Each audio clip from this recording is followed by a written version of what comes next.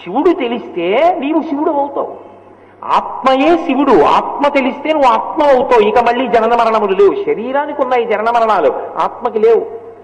కాబట్టి శివుడు తెల్లగా ఉంటాడు అన్న మాటలో శంకరుల ప్రతిపాదన ఏమి అంటే ఆయన శాశ్వతుడు, నిత్యుడు, సత్యుడు తప్ప ఆయన ఒకనాడు ఉండి ఒకనాడు వెళ్ళిపోయేవాడు కాడు. అటువంటి వాడు పరమేశ్వరుడు. అందుకని కర్పూర గౌరార్ధ శరీరకాయ, ఆయన కర్పూరము వంటి తెల్లని శరీరంతో ఉంటాడు.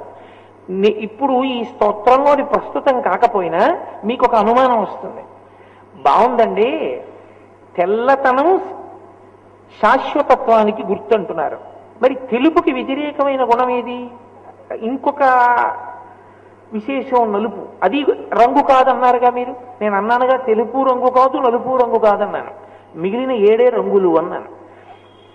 పుచ్చుకుంటే నలుపు, వదిలిపెడితే తెలుపు అన్నాను. మరి అప్పుడు నలుపుకి శాశ్వతత్వం ఎలా? మరి అప్పుడు నలుపుగా ఉండే నారాయణుడు శాశ్వతుడని ఎలా చెప్తారు తత్వంలో? అప్పుడు నారాయణుడు కూడా కాలంలో వెళ్ళిపోయేవాడేనా? అప్పుడు నలుపు శాశ్వతత్వం ఎలా అవుతుంది అంటే, మీరు జాగ్రత్తగా వినండి, సృష్టిలో ఏదైనా సరే చెట్టు చివరికి కాలిపోతుంది, మగ్గిపోతుంది. పువ్వు కాలదు కదండి అని మీరు అనొచ్చు, కానీ పువ్వు నేల మీద పడిపోయిన తర్వాత దానిలో ఉన్న నీరంతా ఇంకిపోయి వేడికి మెల్లిమెల్లిగా మెల్లిమెల్లిగా రంగు పోయి గరుగ్గా తయారైపోయి ఎండిపోయి ఇక ధూళి కింద భూమిలోకి రాలిపోతుంది. అంటే అగ్నితప్తం అయిపోతోంది మనకి కనపడకుండానే. అప్పుడు ప్రతి వస్తువు కాలుతోంది. కాలిపోతున్న ప్రతి వస్తువు నల్లగానే అవుతుంది. అది తెల్లగా ఉన్నది కానివ్వండి, ఆకుపచ్చగా ఉన్నది కానివ్వండి, ఏది కానివ్వండి, అది కాలిపోయినప్పుడు అయ్యేది ఏది అంటే మొదట అది అన్నీ ఏ రంగుని పొందుతాయంటే నలుపు రంగునే పొందుతాయి. ఈ నలుపు కాలి తయారైందాన్ని ఏమని పిలుస్తామంటే బొగ్గు అంటాం. కాలకముందు ఏదైనా అవ్వచ్చు, కాలకముందు కుర్చీ అవ్వచ్చు, కాలిన తర్వాత బొగ్గు. కాలకముందు అది బల్ల, కాలిన తర్వాత బొగ్గు. కాలకముందు తండ్రి గారి శరీరం కాల్చేసిన తర్వాత బొగ్గు. ఏదైనా బొగ్గు. ఈ బొగ్గు శాశ్వతత్వాన్ని ఎలా పొందుతుందో తెలుసా? మరి బొగ్గు బొగ్గుగా ఉండదు కదండి అని మీరు అడగచ్చు. బొగ్గు వజ్రముగా మారుతుంది. అందుకే diamond is nothing but the transformation of coal into black. బొగ్గుకి బ్లాక్ డైమండ్ అని ఒక పేరు. బ్లాక్ డైమండ్ అని ఎందుకంటారంటే బొగ్గు వజ్రము యొక్క రూపాంతరం. వజ్రం వజ్రేన భిన్నయేత్, వజ్రం ఇహ పగలదు, వజ్రము చేతనే పగులుతుంది. అంటే పగలకుండా అలా ఉండిపోతుంది కాబట్టి వజ్రము శాశ్వతత్వాన్ని పొందింది. అంటే బొగ్గు శాశ్వతత్వాన్ని పొందింది, అంటే నలుపు శాశ్వతత్వాన్ని పొందింది. నలుపు శాశ్వతము, తెలుపు శాశ్వతము, రంగులు కావు కాబట్టి శివుడు కేశవుడు శాశ్వతులు. శివకేశవుల పేరు మీద ఉన్న ఆ బ్రహ్మము శాశ్వతం. అందుకని నలుపుకి తెలుపుకి అంత గొప్పతనం వచ్చింది. అథవా అర్థం చేసుకున్న వాడికి శివకేశవుల మధ్య భేదం లేదు. సంతోషంగా శివుణ్ణి కీర్తించిన వాడు, అందుకే పోతన గారు అంటారు, చేతులారంగ శివుని పూజింపడేని, నోరు నొవ్వంగా హరికీర్తి నుడువడేని, దయయు సత్యంబు లోనుగా తలపడేని, కలుగనేటికి తల్లుల కడుపు చేటు. తత్వం అర్థం కాని వాడికి శివుడు ఒకడు, విష్ణువు ఒకడు. తత్వం అర్థమైన వాడికి రెండూ శాశ్వతమైనవి. రెండుగా ఉన్న ఒకటి శాశ్వతంగా. అందుకని విష్ణువు శాశ్వతుడు, శివుడు శాశ్వతుడు.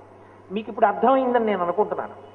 అందుకని నేను ఇప్పుడు అది ప్రస్తుత అవసరం అయినా కాకపోయినా నలుపు శాశ్వతత్వాన్ని కూడా మీకు ఒకసారి చూపించడానికి అవకాశం తీసుకున్నాను. కాబట్టి కర్పూర గౌరార్ధ శరీరకాయ, ఆయన శాశ్వతుడయ్యాడు శివుడు. మీరు అర్ధనారీశ్వర స్తవం పరంగా వినండి. విన్నప్పుడు ఇందులో ఒక గమ్మత్తుంది. అమ్మవారి పరంగా చెప్పినప్పుడు ఏం చెప్పారంటే ఆయన ప్రీతిని గెలుచుకోవడాన్ని ప్రధానంగా చెప్పారు శంకరాచార్యులు వారు. చాంపేయ గౌరార్ధ శరీరకాయే. ఆవిడెందుకు పుచ్చుకుంది ఆ రంగు, సంపంగిపూ రంగు? పరమశివుడి కన్నా తానేమీ తక్కువగానను కానుసుమా అనిపించుకోవడానికి. దాంపత్యంలో భర్త మనసు నిండిపోవాలి తప్ప భర్త మనసు నిండడంలో కొంత జాగా ఎవరికో మిగిలే అవకాశాన్ని భార్య ఇవ్వకూడదు. అందులోకి ఎవరూ ప్రవేశించడానికి చోటు ఉండకూడదు, నిండిపోగలగాలి తనతో. అది ఎలా వస్తుందంటే అనువర్తించడము చేత వస్తుంది. అనువర్తించుట అంటే ఆయనతో కలిసి నడుస్తుంది, ఆయన వెనక ఆయనకి సంబంధించినటువంటి సమస్తాన్ని ఎప్పుడూ ఆలోచిస్తూ ఉంటుంది. ఎప్పుడూ ఆలోచించడం అంటే ప్రయత్నపూర్వకంగా కాదు, ఆలోచించడమే తన పరమావధిగా మార్చుకుంటుంది. ఆలోచన ఎప్పుడు ఉంటుంది? ఊపిరి ఉంటే. ఊపిరి వలన మనసు, మనసు కదలిక ఆలోచన. ఆమె ఊపిరి ఆయన, ఆయన ఊపిరి వేదం. ఇప్పుడు మీరు బాగా పట్టుకున్నారో లేదో, ఆమె ఊపిరి తీస్తే ఆమె మనసు కదిలితే పరమశివుడి గురించే కదులుతుంది, ఎప్పుడూ ఆయన గురించే ఆలోచిస్తుంది. ఆయన తన విషయంలో అసంతృప్తి ఏ విషయంలోనూ పొందకూడదు, అంత అనువర్తిస్తుంది. ఆయన సంతోషంగా ఉండాలి, ఎంతో సంతోషించాలి నా వల్ల. అందులో వెనకబాటుతనం అన్న దాన్ని అంగీకరించదు. అనువర్తించడం భార్య లక్షణం. అర్ధనారీశ్వర స్తోత్రం చదివి ఏమర్థం చేసుకుని కుటుంబాన్ని పండించుకోమని శంకరాచార్యులు వారి సందేశం. అంటే ఏ భార్య భర్త పాదములను అనువర్తించిందో ఆమె భర్త గుండెలలోకి చేరుతుంది. పార్వతీదేవి పరమశివుణ్ణి ఇలా అనువర్తించింది, దేహార్థ భాగాన్ని పొందింది. లక్ష్మీదేవి ఎప్పుడూ శ్రీ మహావిష్ణువు కాళ్ళ దగ్గర కూర్చుని పాదములు ఒత్తింది, ఆయన అడగలేదు నువ్వు నా కాళ్ళు పడుతూ కూర్చొని. ఎప్పుడు చూడండి లక్ష్మీదేవి పాద సంవాహనం చేస్తుంది, కాళ్ళు ఒత్తుతుంది. ఏమంత కాళ్ళు పీకులా ఏమి శ్రీ మహావిష్ణువుకి? అంటే ఆయనకి కాళ్ళ పీకులని కాదు, ఆవిడ ఆయన పాదాల దగ్గర కూర్చుంటుంది అని. తనంత తాను ఆవిడ ఎంచుకున్నది ఆయన పాదాల దగ్గర కూర్చోవడం. ఆయన కూర్చోపెట్టుకున్నది గుండెల్లో, ఆయన పాదాల దగ్గర కూర్చోమని లేదు. పాదాల దగ్గరే కూర్చుంటానన్నదాన్ని గుండెల్లో పెట్టుకున్నాడు శ్రీ మహావిష్ణువు. పాదాల దగ్గర కూర్చోవడం చిన్నతనమని లక్ష్మీదేవి అనుకునుంటే ఆయన గుండెల్లోకి చేరేది కాదు. పరమశివుణ్ణి అనువర్తించడం అంత ముఖ్యమనుకు పార్వతీదేవి అనుకుని ఉండి ఉండకపోతే ఆయన దేహార్థ భాగాన్ని పొంది ఉండేది కాదు. సంసారమునందు భర్తని అనువర్తించడం అంత అవసరం. ఒక చక్రం తిరిగితే రెండో చక్రం తిరగాలి, ఇరుసుతో రెండూ తిరగాలి. ఏ చక్రం తిరగకపోయినా మొదటి చక్రానికి ఇబ్బందే, చాలా ఇబ్బందిగా ఉంటుంది. కలిసి తిరిగితేనే బండి నడుస్తుంది. సంసారమునందు ఈ అనువర్తించడం అన్నది భార్య వైపు నుంచి ఉండాలి. భర్త మనసెరిగి ఆయనని అనువర్తించి నడచుట అన్నది రావాలి. భర్త మనసెరిగి అన్నప్పుడు ఆయన క్షుద్రమైన నడవడి కలిగిన వాడై ఉండకూడదు. అనువర్తించడం ప్రధానం తప్ప నేనెలా ఉండాలన్నది నువ్వు చెప్పడానికి పనికిరావు, నా ఇష్టం వచ్చినట్టు నేను తిరుగుతానని పురుషుడు అనకూడదు. పురుషుడు ధార్మిక మార్గమునందు ప్రయాణించాలి, పరమేశ్వరుణ్ణి పట్టుకుని నడవాలి. అలా నడిచిన వాడెవరో ఆయన శాశ్వతుడు. భర్త మనసెరిగి ఆయనని అనువర్తించి నడచుట అన్నది రావాలి. భర్త మనసెరిగి అన్నప్పుడు ఆయన క్షుద్రమైన నడవడి కలిగిన వాడై ఉండకూడదు. అనువర్తించడం ప్రధానం తప్ప నేనెలా ఉండాలన్నది నువ్వు చెప్పడానికి పనికిరావు, నా ఇష్టం వచ్చినట్టు నేను తిరుగుతానని పురుషుడు అనకూడదు. పురుషుడు ధార్మిక మార్గమునందు ప్రయాణించాలి, పరమేశ్వరుణ్ణి పట్టుకుని నడవాలి. అలా నడిచిన వాడెవరో ఆయన శాశ్వతుడు. ఆయన శాశ్వతత్వాన్ని అమ్మవారు కూడా పొందుతుంది. ఆవిడ శాశ్వతి, శాశ్వతైశ్వర్య.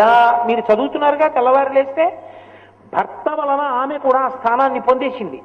నీవు అలా నడిపించడం నీకొస్తే నీ భార్య కూడా స్థానాన్ని పొందుతుంది. అందుకే అలా నడిపించడం నేర్చుకోమని చిటికిన వేలు పెట్టి పట్టించి నడిపిస్తారు సంప్రదాయంలో.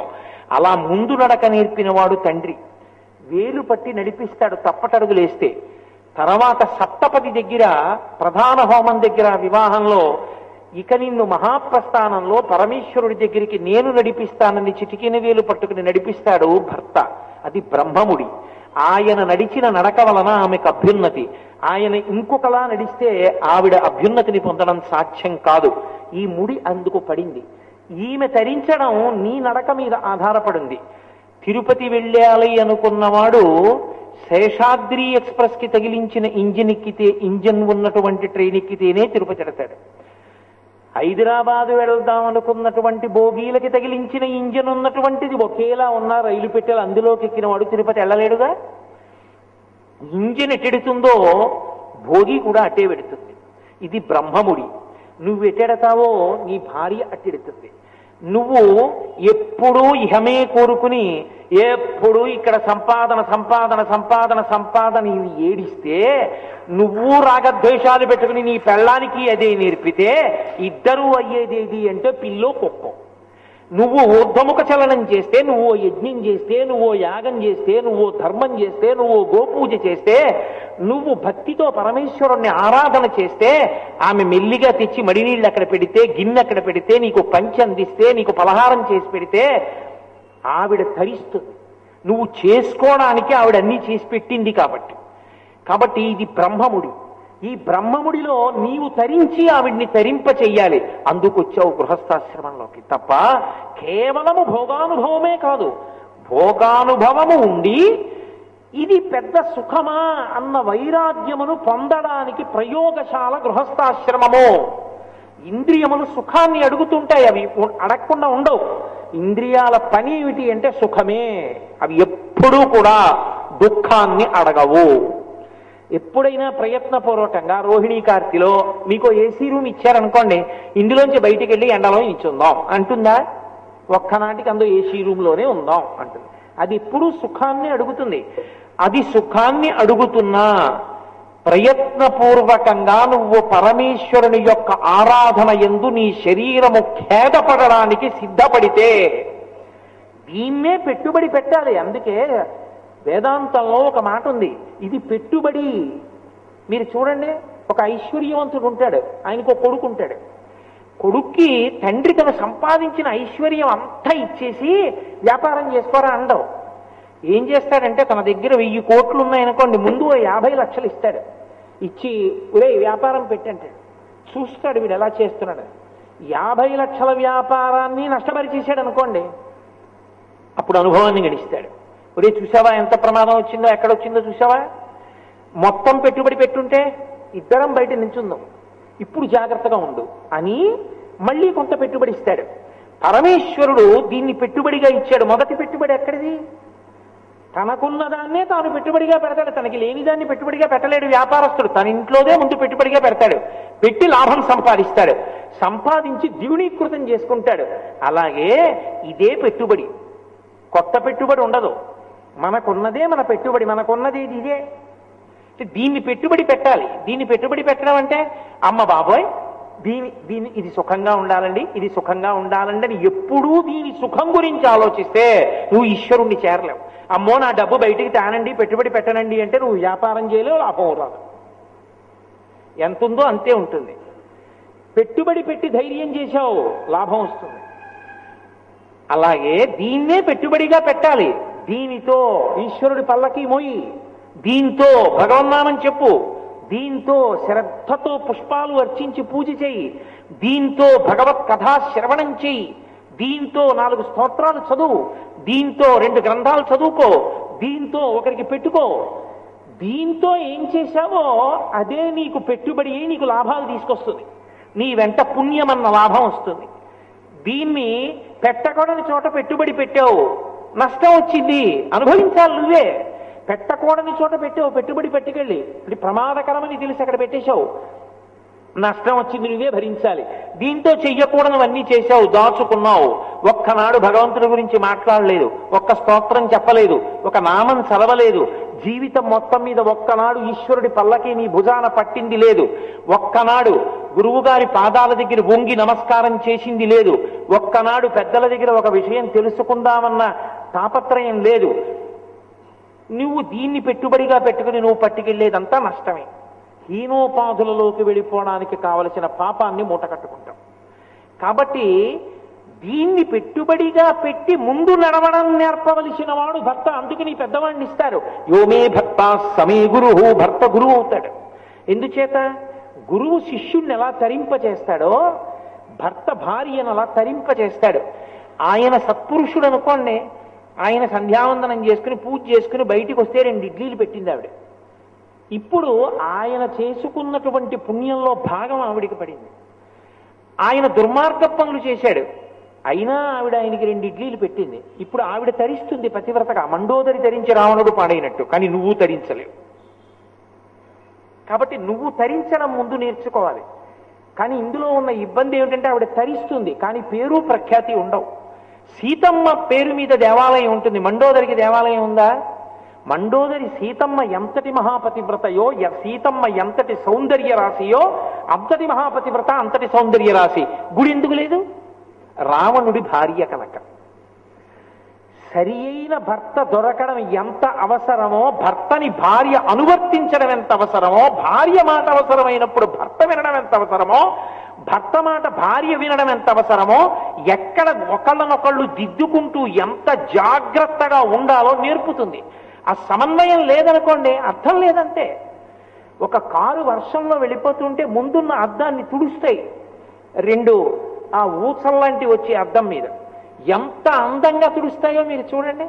అవి రెండు ఒకదాన్నొకటి తరువుకుంటున్నాయా, తరువుకూత పెడుతున్నాయా అన్నట్టు ఉంటాయి. రెండు ఇలా పెడతాయి, మళ్ళీ ఇది బయలుదేరేటప్పటికి ఇది ఇలా పెడుతుంది. ఏ ఒక్క క్షణంలోనూ రెండు కలుసుకోవడం మాత్రం కలుసుకో కొట్టుకో. అలా ఉన్నాయి కాబట్టి అద్దం తుడవబడుతూ లోపల కూర్చున్నవాడు క్షేమంగా వెళ్ళిపోతున్నాడు. ఏది ఎప్పుడు ఎక్కడ ఎలా కదలాలో అలా కదలడంలోనే అందం ఉంది. రైలు పట్టాలు కలుసుకునే ప్రయత్నం చేస్తే పాడైపోతాయి. అలాగే పరిగెత్తాలి. ఏది ఎలా పరిగెత్తాలో అలాగే పరిగెత్తాలి. దాంపత్యం కూడా అలాగే పరిగెత్తాలి. భార్య చెప్పిన మాట మంచిదన్ననాడు భర్త వినాలి, భర్త చెప్పినది మంచి మాట అన్ననాడు భార్య వినాలి. ఈ ఒండరులు ఒకరినొకరు దిద్దుకుంటూ ఈశ్వర పథంలో ప్రయాణం ప్రారంభించాలి. అది ఎప్పటికీ నీకు చేత కాలేదు, నీ గృహస్థాశ్రమం ఎందుకో పనికి రాకుండా పోయింది. ఈ అన్యోన్యత, ఈ నడక నీకు రావాలంటే వాళ్ళిద్దరూ ఎలా తరిస్తున్నారో చూడు. ఆది కుటుంబంగా ఉండి నిజంగా వాళ్ళకి తరించవలసిన అవసరం ఉందా అంటే, ఇప్పుడు మీరు ఒక విషయాన్ని అందులో కనిపెట్టాలి. పరమశివుడు బయటి భూషణముల చేత అందగాడు కాడు. ఆయన దేని చేత అందగాడు? ఆయన రంగు చేత అందగాడు. రంగు సహజమైనది, శీలము సహజమైనది. శీలం అంటే స్వభావము, స్వభావము అంటే పుట్టుకతో వచ్చిన బుద్ధి. అందుకే పుట్టుకతో బుద్ధి ఎటువంటిది వస్తుందోననే గర్భ సంస్కారం చేస్తారు. కడుపులో ఉన్న పిల్లవాడికి వాడి ఉపాధితో పాటుగా వాడికి స్వభావం అబ్బుతుంది. ఆ స్వభావం దుష్ట స్వభావం అయితే వంశమంతా పాడైపోతుంది. అందుకని వాడి స్వభావంలో మార్పు వచ్చి వాడు మంచివాడిగా ఉండాలని గర్భ సంస్కారములు అని కొన్ని సంస్కారములు చేస్తారు. సీమంతోన్నయనం దగ్గర మొదలుపెట్టి ఎన్నో సంస్కారములు చేస్తారు. పిల్లవాడు పుట్టే వరకు జాతకర్మాదులు కూడా అందుకే ఉద్దేశింపబడ్డాయి. కాబట్టి పురుషుడికి నిజమైన అందమేది అంటే, పురుషుడు వేసుకున్న బట్టలు, పురుషుడు వేసుకున్న నగలు ఇవి కావు పురుషుడికి అందం. పురుషుడి యొక్క అందం అంతా ఎక్కడుందంటే ఆయన భక్తిలో, ఆయన గుణంలో, ఆయన శీలంలో, ఆయన జ్ఞానంలో అందం ఉంది. స్త్రీకి అందం అంతా ఎక్కడుంది? భర్తని అనుగమించడంలో ఉంది. ఇది అందం, ఇది సౌందర్యం, ఇది దాంపత్యం. కాబట్టి నమో ఆయన చాంపేయ గౌరార్ధ శరీరకాయే కర్పూర గౌరార్ధ శరీరకాయ ధమ్మిల్లకాయై చ జటాధరాయ. ఇక్కడ ఏం చెప్తే అక్కడ చెప్తుంటారు. అమ్మవారికి ఏం చెప్పారో శివుడి ఎంతని చెప్తూ ఉంటారు. మీకు ఈ శ్లోకాల్లో ఒక విచిత్రం ఉంటుంది. సరిగా అర్థం చేసుకోకుండా మీరు ఈ శ్లోకాలని కానీ చూస్తే ఏమవుతుందో తెలుసా అండి? అమ్మవారికి అయ్యవారు ఎందుకు పనికి మాలినవాడు అన్నట్లు అర్థం అవుతుంది. అలా అర్థమైంది అంటే నీకు అసలు బతకడమే అర్థం కాలేదు అని గుర్తు. ఈ శ్లోకం ఇచ్చి తాత్పర్యం చెప్పు అన్నారనుకోండి, ఇలా అర్థమవుతోంది అండి అన్నారనుకోండి. ఎందుకంటే ఇక రెండో శ్లోకం నుంచి అగ్ని పరీక్ష పెడతారు శంకరాచార్యులు వారు. మీకు చూపిస్తాను నేను ఆ విషయాన్ని. ఆవిడ చాలా గొప్పది, ఆయన పనికిమాలినవాడు అన్నట్టుగా ఉంటుంది. లోకంలో భగవద్భక్తి తత్పరుడై ధార్మికమైనటువంటి నడవడి ఉన్నవాడు పనికిమాలిన వాడి కిందే కనపడతాడు లోకానికి. ఆయన రూపాయి లంచం పుచ్చుకోడు, ఆయనకి సంపాదన మీద ఆశ లేదు, ఆయనకి భగవంతుడు కావాలి, ఆయనకి ఎప్పుడూ ధార్మికమైన నడవడి కావాలి, ఆయనకి సత్యం కావాలి. ఇవి ఆయన గుణములు. ఈ గుణములు లోకానికి అర్థం కావు. ఏమిటో ఆయన అలా ఉంటాడేంటండి, అవి భార్యకు అర్థం అవ్వాలి. ఆయన అందం భార్యకు అర్థం కావాలి. నీకేం తెలుసు మా ఆయన ఎటువంటి వాడు, మహానుభావుడు. ఎందుకంటే లోకం ఏం చేస్తుందో తెలుసా?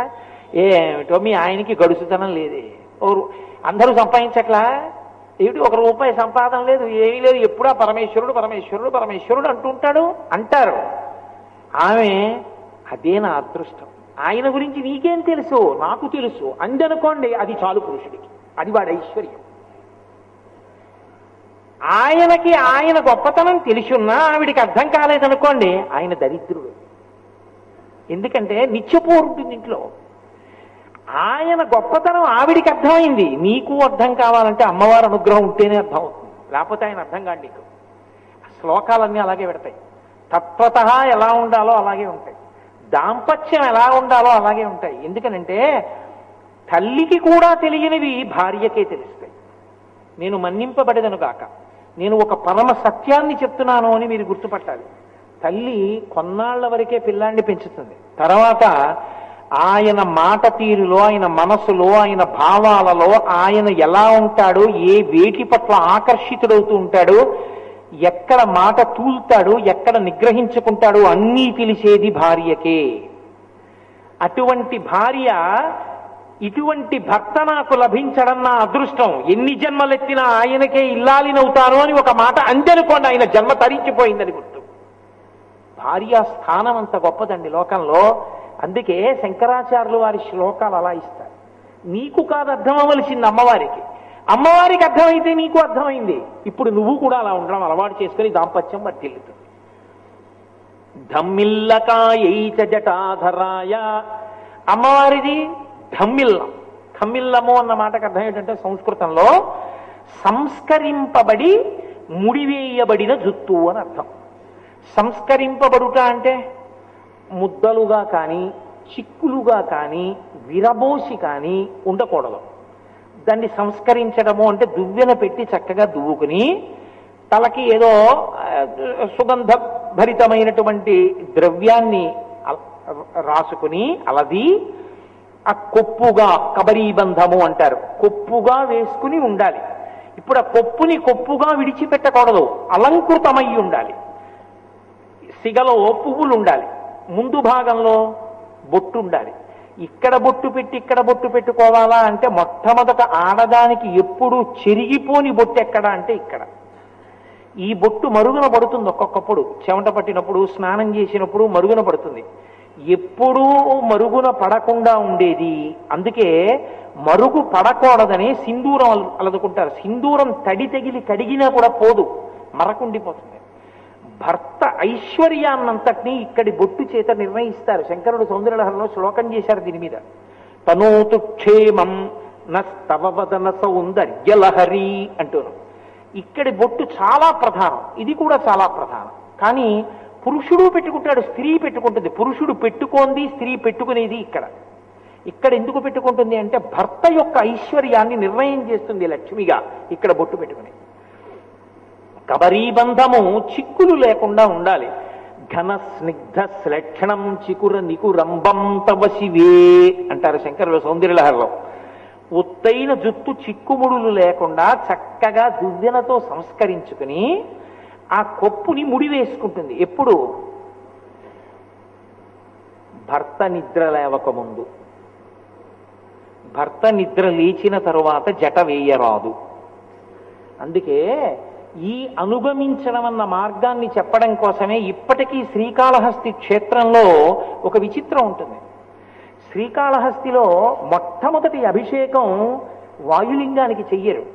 మొదటి అభిషేకం జ్ఞానప్రసూనాంబకి చేస్తారు. ఎందుకో తెలుసా అండి? ఇల్లాలు లేచి స్నానం చేసి సిద్ధమై మడినీళ్లు పట్టుకెళ్ళి పూజామందిరంలో పెడితే యజమాని లేస్తాడు తప్ప, యజమాని లేచి ఆయనే పూజగా తుడుచుకుని, ఆయనే మన్నీళ్ళు పెట్టుకుని, ఆయనే నైవేద్యానికి పెట్టుకుని, ఆయన కర్మకి ఆయన పూజ చేసుకుంటుంటే ఈవిడ 7:30కి లేచింది అంటే ఆయనకు వచ్చిన నష్టం లేదు, ఆవిడ పాడైపోయిందని గుర్తు. అనారోగ్యం అయితే మాత్రం మినహాయి.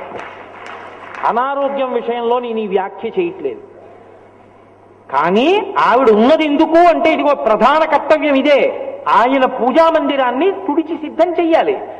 అది ఒక్క భార్యకి, కొడుక్కి, మంత్రోపదేశం పొందినటువంటి శిష్యులకు, కోడలికి, వీళ్ళకి మాత్రమే అధికారం. పూజా సంచయాన్ని ముట్టుకునేటటువంటి అధికారం ఇతరులకు ఉండదు. ఒక్క వీళ్ళకి మాత్రమే ఆయన పూజా సంపుటాన్ని ముట్టుకుని తీసుకొచ్చి పూజా మందిరంలో సర్దే అధికారం ఉంటుంది. అందుకే శిష్యులు వెనకాతల ఉన్నారు అని గుర్తు ఏమిటంటే గురువు గారు ఏదీ తన వస్తువు తాను పట్టుకోకూడదు. గురువు తన వస్తువు తాను పట్టుకున్నాడు అనుకోండి, అది గురువు గారికి ఏమీ లోపం కాదు, శిష్యుడు భ్రష్టుడయ్యాడని గుర్తు. సేవ అన్న మాటకు అర్థం ఏంటంటే గురువు గారి వస్తువులు పట్టుకునే అధికారం తనకుంది, ఉపదేశం పొంది. కాబట్టి గురువు గారి వస్తువుల్ని శిష్యుడు పట్టుకుంటాడు. ఆయన కమండలాన్ని, ఆయన బట్టని, స్నానానికి వెడితే తర్వాత కట్టుకోవలసిన బట్టని కూడా శిష్యులే పట్టుకుని వస్తారు వెనకాల. అంటే మర్యాదతో వాళ్ళు తరిస్తున్నారని గుర్తు. ఆయన పట్టుకోలేదనుకోండి, గురువు గారి నష్టం లేదు, తను చేసేదాన్ని పట్టుకుపోతాడు. కానీ ఇప్పుడు వాళ్ళు పాడైపోయారు, వాళ్ళకి వచ్చిన అదృష్టాన్ని వదులుకున్నారు. కాబట్టి భార్య తను ముందు స్నానం చేసి సిద్ధం అవ్వాలి. తను సిద్ధం అవ్వడంలో కేశ సంస్కారము కూడా చేసుకుంటుంది. అథవా ఇంత చేయలేకపోతే చివరి విప్పి చివర ముడేసుకుంటారు, చివర మళ్ళీ పాయ అల్లేసుకుంటారు ఒకసారి.